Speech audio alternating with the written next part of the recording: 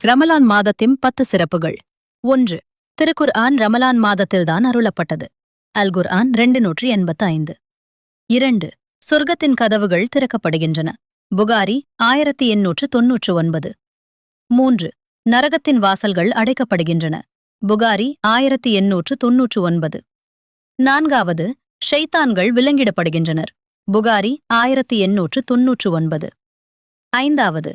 ரமலானின் ஒவ்வொரு இரவிலும் அல்லாஹ் பலரை நரகத்திலிருந்து விடுதலை செய்கிறான். திர்மிதி 682. 6. 1000 மாதங்களை விட சிறந்த இரவான லைலத்துல் கத்ர் எனும் இரவைக் கொண்ட மாதம். அல் குர்ஆன் 97, 1 முதல் 3 வரை. 7. கடந்த கால பாவங்கள் மன்னிக்கப்படும்.